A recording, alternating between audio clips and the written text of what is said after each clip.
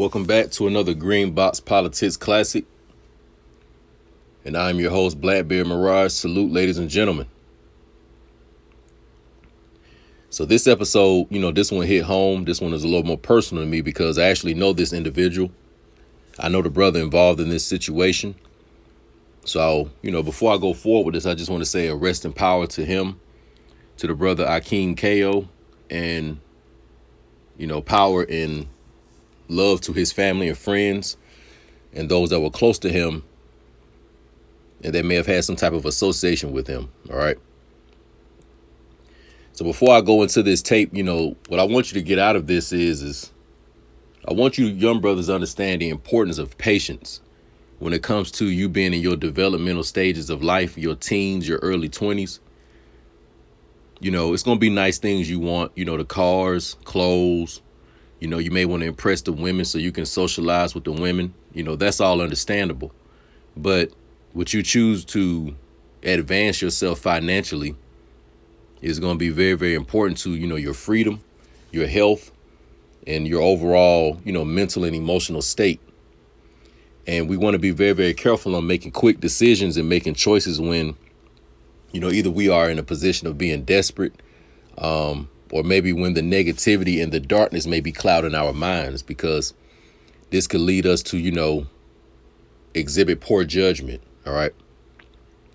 Now, as far as what the brother Akeem Cayo may have been thinking and what, that space and time he was in during this situation, I'm not really sure. But what I can say is that we just want to be careful on the choices we make. When our economic situation may be compromised and we need some money, you brothers are going to have to just accept that, if you don't come from a family where it's a silver spoon, there is no inheritance or no wealth for you to get. You're going to have to accept that your upbringing, your teenage years and throughout your 20s and early 30s, when you're battling to figure out who are you going to be as a man, what is your objective here in this life, what skill and talent do you have to provide to the organic earth environment so you can reach your life purpose. You just got to be patient with yourself until you can manifest that the safe, healthy way. And, the money may not always be the way you want. So whenever your money is, looking a little funny and you building yourself up, what you have to do is you have to curve your desires, So a lot of things that you may desire in that present time, just have a mindset of delayed gratification. And not getting caught up in the materialism, not getting caught up in social media or what you think other people have, thinking that maybe you are behind in life and you should be much further ahead. So it causes you to go out and do something to jeopardize your freedom or even your life. But a lot of you brothers are just going to have to accept that if you are a first generation man looking to build something and then, you want to pass that on to your own children and your own lineage, you have got to be patient, man, because one wrong move and one poor choice could lead to a, sentence, where you have life in prison or even worse, you could be dead. All right. So before I go forward in the tape, what I want to do is give a little bit of background of my history and my interaction with the brother Akeem Cayo. Well, for one, I knew the brother from high school. I met Akeem, we called him Cayo. But I met him when I was about 14 years old. And the brother originally was from D.C., I believe, and he had moved down to Georgia. But I met him, in my freshman year going into high school.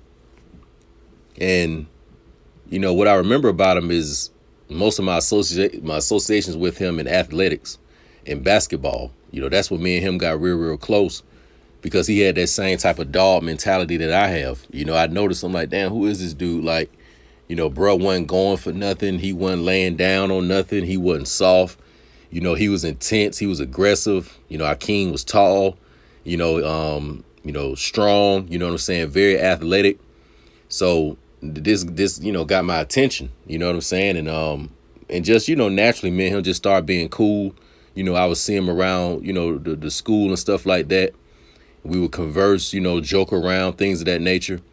And eventually, when it came to basketball season, of course, Akeem going out for the team, and he made the team just like I did. So when we were both freshmen, of course, we played on the ninth grade team, but Me and Akeem were pretty good. So what would happen is during study hall, the JV coach and the varsity coach, they had their eyes on a lot of the freshmen, and they wanted to see who was ready to evolve and go to the next level. Excuse me. So I can remember one time us being in this actually is my fondest memory of him. I remember us being in study hall one day, and it's quiet in there. Everybody's doing their work and stuff like that. But I can remember the coaches had announced to us that they're gonna move some of the freshmen up to JV, and if you're doing your thing, you may be able to go to varsity. So, when you a young hooper, that's your ears and your ears get real wide and your eyes open up when you hear that, because everybody want that opportunity to advance their basketball career. So I remember that the coaches, they were talking, and they were going over all the players and who they potentially wanted to get. And I remember they was writing everybody's names on the board. So, everybody's, eyes is staring at the board to see, who was coach going to pick.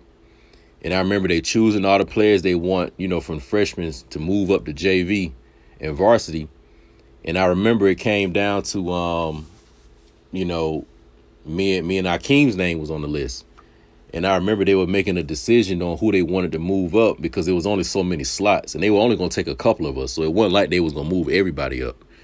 And I remember, me and him just kind of looking at each other like, and it was almost like we was talking with our eyes. I'm looking at him, he looking at me, and it's more like, damn, bro, like, man, one of us going, get pulled up, and the other one, man, you may have to wait till damn next year or something like that.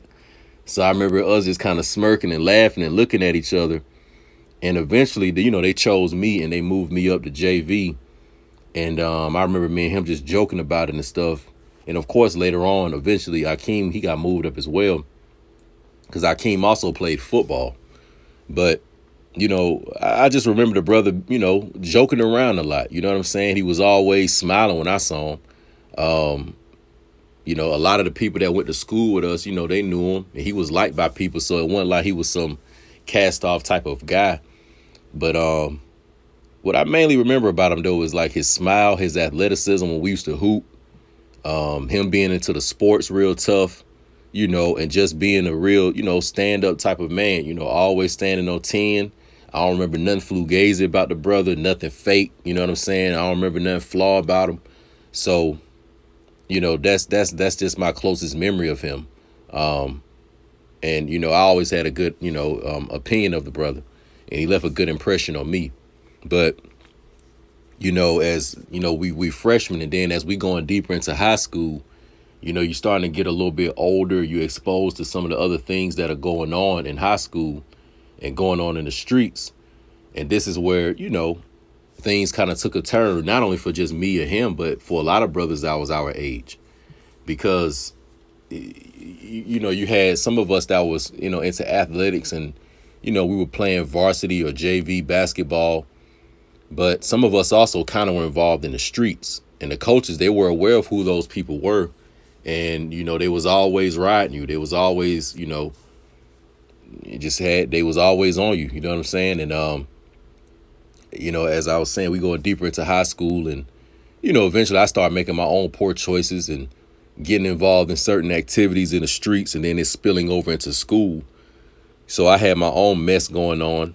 And I'm sure outside of school, Akeem started to get in a little stuff on his own, because as far as in school, he kind of flew under the radar. Like, I don't really remember him being a troublemaker in school, and, you know what I'm saying, getting caught and being on Front Street for doing something.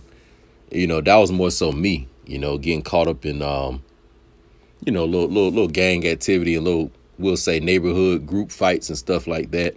And it would spill over into school. So, once like 10th grade came, stuff got kind of hectic for me. So, a lot of my memory of high school after that, man, it really was just very, very dark. But to conclude the introduction to this, I just want to say that my personal memory of Akeem Cayo, it was positive. And if I wanted you to remember anything about him, I just want you to remember that, the brother was a good athlete. He was into his sports. He loved basketball. He loved football. He was a good teammate, because me and Akeem, we would play like in you know what I'm saying, the front court. Like at that time, I was taller than majority of the guys, and Akeem, he was tall too, and he was, he was kind of big. So they would have us down there like that power forward center, and kind of roaming around and stuff like that. So that's also, I just remember me and him battling in the paint, you know what I'm saying, and getting rebounds and moving people out the way and stuff like that. But yeah, man, we want to remember the brother more so for, him being a star athlete and, just having a positive attitude and a smile that I used to see him with. That's the memory that I want you all to keep of the brother Akeem, all right? Of course, nobody is perfect. We all make mistakes and we all make poor choices, but that's just how I choose to remember him, and that's how I want you all to remember. Because after we read his story and, what ended up happening with him, it could leave one to look at him in a very, very negative or bad light, all right? So let's go ahead and read, this article of a situation that the brother Akeem Cayo found himself in, and we'll analyze it from the top down, all right? So this article is coming from the Washington Post, all right? The article is coming from the Washington Post, and it was written on February the 15th in 2011. That's February the 15th in 2011 by Theola DeBose and Paul Dugan, all right? These are the authors of the article. The name of the article is Two Burglary Suspects Killed in Shootout with DC Police Near Catholic University. So that's the name of this article. Two burglary suspects killed in shootout with DC Police near Catholic University. All right, we're going to read this from the top down, and we're going to analyze the situation.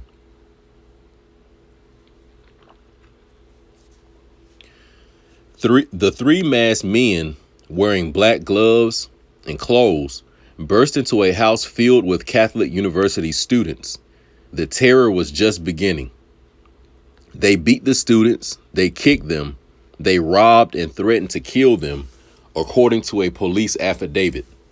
Amid the chaos, someone managed to dial 911.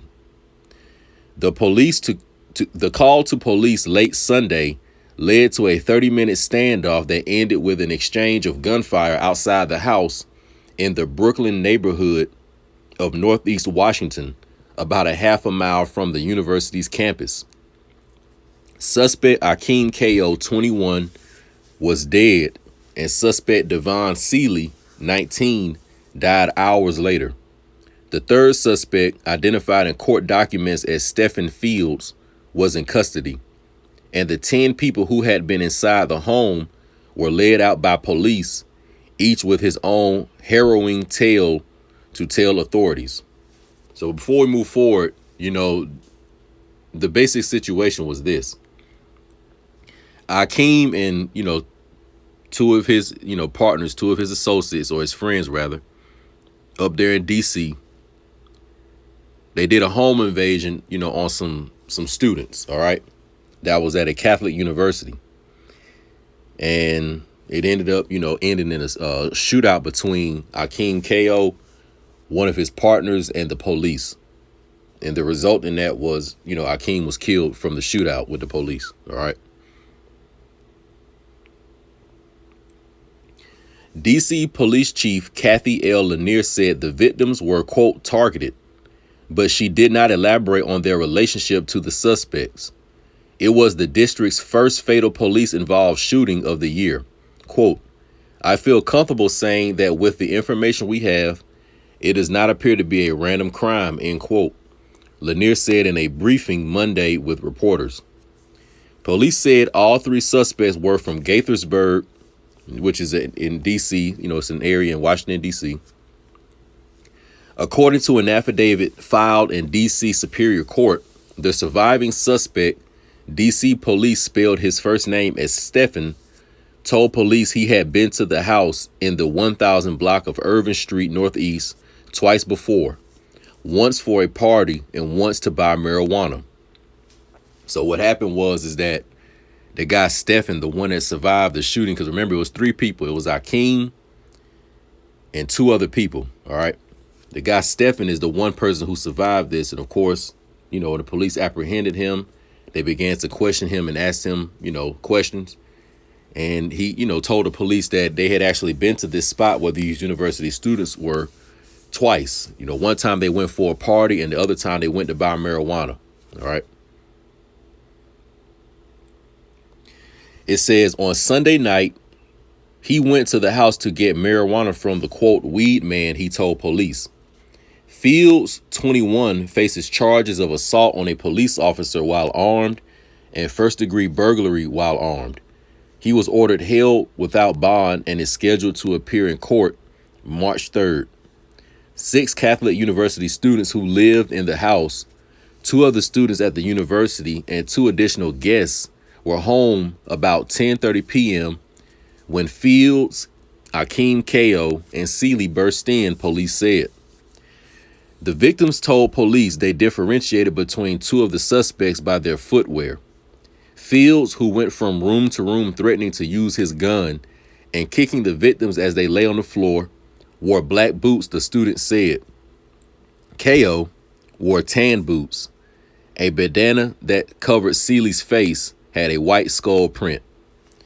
So what it looks like is Akeem and 2 of his guys, they ran up in this, this house where these people were, and it was about 10 people in there. Okay. Some of them were students and some of them were just guests. But Akeem, and his 2 guys, they ran in masked up and they also were all armed. All right. It says that, they beat them, kind of roughed them up, and were going from room to room, basically looking for the pack, looking for the money. That's what they were there for. OK. It says the men robbed the victims, then took items from the house and stuffed them into their backpacks, according to the affidavit. When the suspects realized police were outside, they started to scatter their bounty throughout the house, according to the court document. Police had surrounded the house. It was about 10:40 p.m. One officer looking through a back window could see a suspect inside dressed in black and wearing a black mask. A standoff ensued. At one point, an officer saw a suspect peer through the blinds of a front window. At 11:11, the suspects decided to try to escape the police. All 3 men ran out the front door. Cayo ran along Irving Street. Fields and Seeley ran toward the back of the house. So let's analyze this right here. So it says that Akeem and his 2 guys, basically, they went in there, they roughed the guys up. They was looking for the money and the weed and whatever other, resources and assets these guys had. So they robbed them, they got what they were looking for. They put it in their bags. But remember that somebody in there had managed to call the police. So the police come and they have the whole house surrounded. All right. So while the house is surrounded, Akeem and the 2 guys, they in there and they got these, 10 students held hostage. But the police are outside, too. So you can only imagine, what was going on in the minds of Akeem and his 2 guys. Of course, their heart is racing. They're trying to decide what to do. Just a lot of adrenaline pumping. And that was a very, very intense moment. You know what I'm saying? That he was in that space and time, realizing that they came in here to, commit this robbery. But somehow the police have found out. And now they literally are outside surrounding the whole house. So you already know what time it is. You know what I'm saying? So I'm sure that was going through Akeem's mind. Now it says that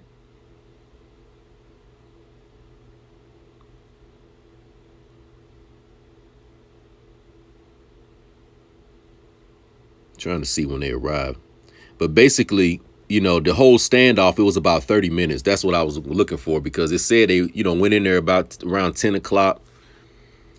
And then it says that around 10:40 that the police had the whole place surrounded. All right.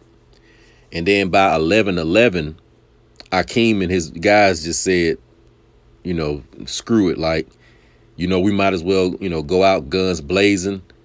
Us just sitting in here, eventually they're going to burst in here, and more than likely, you know what I'm saying, it'll be a shootout, and we'll get, either them or they'll get us in here, or they'll burst in here, they'll apprehend us and lock us up, and we go into prison for a very, very, very, very long time, or we could take our risk by trying to, escape this house.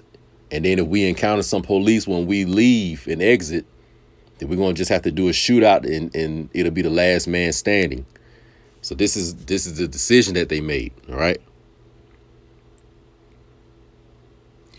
So let's go on. So it says that Lanier said that there was an exchange of gunfire, but she declined to say who shot whom. Cayo died at the scene.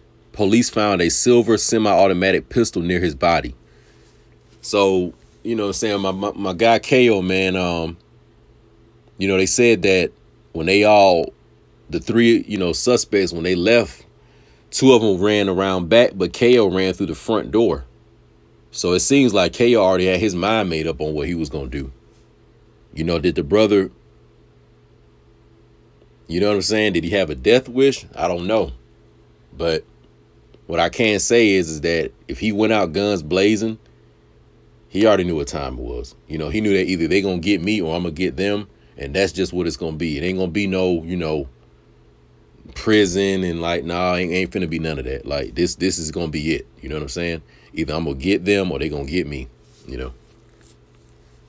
So when it says here that Lanier, or this police chief, it said that it was an exchange of gunfire, but she declined to say who shot whom.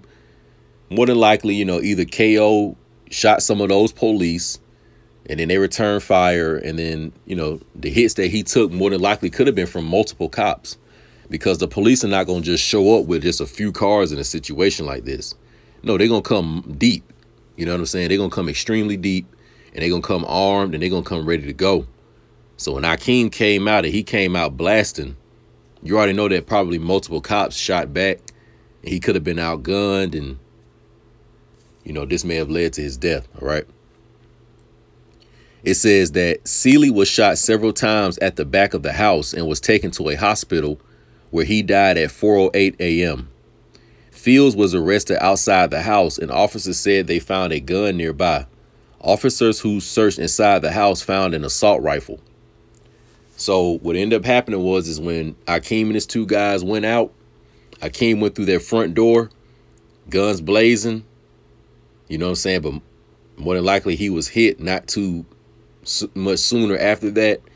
And after he got hit, the shots more than likely was fatal, and he died at the scene. So that's what it says right here. It says that there was an exchange of gunfire and KO died at the scene. All right. So he died, more than likely outside of the home where the shooting took place.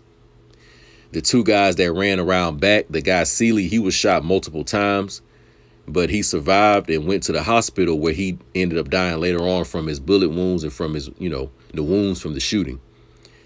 And then the third guy, eventually he was apprehended. Okay. He was caught. The shootout was a topic of conversation among the Brooklyn neighborhood community email group. One woman recalled walking her dog late Sunday and being frightened by a police helicopter shining a spotlight on the street.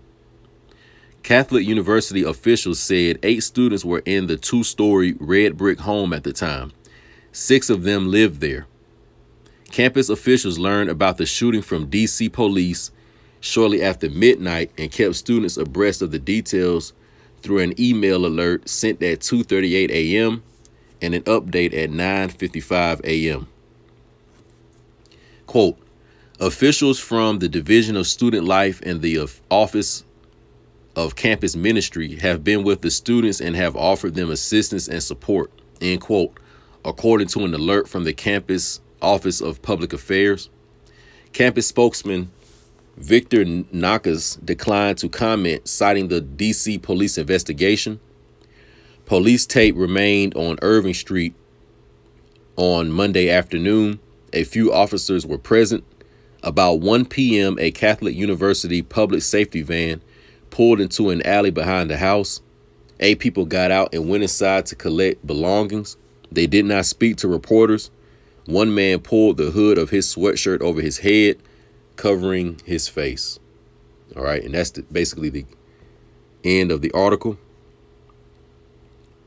So just to recap, my guy KO, you know what I'm saying? Him and 2 other guys, they found out about, a lick because they had went to a party and went to this same residence to, to buy marijuana. So more than likely that's what a so-called weed man was. So it appears that, Akeem and the two brothers came up with a plot, and they said, we're going to do an armed robbery. We're going to home invade, and we're going to assault these guys, basically. You know what I'm saying? And we looking for the money, we looking for the marijuana, and we looking for any other resource that they have. So this is what they would call a kick door. You know what I'm saying? This is, Cayo was on some armed robbery. You know what I'm saying? And, they went in there, the guys was in there, and, they found what they were looking for, but somebody managed to call the police, which was something that they probably didn't expect to end up happening. And it did, it did. And while they were still inside, gathering whatever it is they were gathering, it was enough time for the police and the authorities to come and surround the home. So once they, were surrounding the home and Cayo and them were inside, from that point forward, it pretty much was a wrap. So, you got to make a decision. Am I going to give myself up and go ahead and go to prison, and then through this investigation, try to lessen time by saying, well, my accomplice, it was him that came up with this, or, they had the decision to do that, or, this is just going to be a life or death thing. I'm not going to no prison. I'm not even going to waste my time with that. I'm going to go out guns blazing, and either they're going to get me or I'm going to get them. And that appears to be the attitude that the brother Cayo had, So it's a very, very unfortunate situation. And it appears to be, an act that they made to financially come up. All right. So that's ultimately what it was. It was a burglary, it was an armed robbery. And, you know what I'm saying? My man Cayo, he lost his life in this situation. I can actually remember when I found out about this, somebody that I know, that all went to high school, we all went to high school together. But it's kind of ironic because I was getting ready to go play basketball. And I can remember, you know what I'm saying, one of the guys from the city called me and he told me, man, he said, you won't believe what happened. I said, what? He said, man, the boy Akeem died. And it just was very, very shocking for me to hear that in that space and time. And then, it was even a little more crazy when I found out, exactly how he died. You know what I'm saying? Just very, very unfortunate situation. And, I remember I went to go hoop and basically dedicated my hoop session to him because that was something that me and him used to do together. We was on that basketball real hard, in school, playing for the team and stuff like that. And, that's how I remembered him.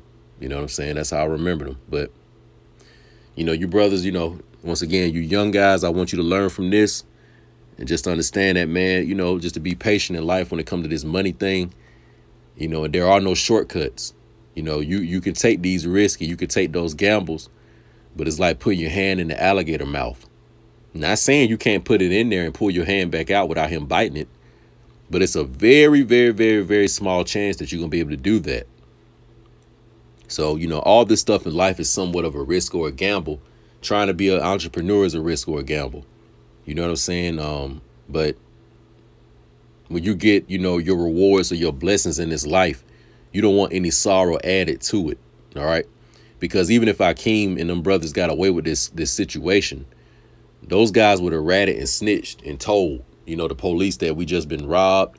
It would have been in this investigation, and then they would have tried to figure out, well, who did it. And, maybe Akeem and them would have gotten caught, or maybe they would have gotten away. Who knows? But either way it go, man, just was just some poor choices made, in a small time frame that led to the death, of a brother that was good. You know what I'm saying? He was a good brother, but this stuff can happen to anybody, man. So whether you're a good person or not, when you fall on tough times and, you know what I'm saying, you may make a choice and just say, I'm gonna get in and get out. Sometimes the game don't work like that. And, you'll be stuck in the game. And then the conclusion of that will be, being dead in prison or some other crazy predicament, man. But it's the Green Box Politics. Stay tuned. We out.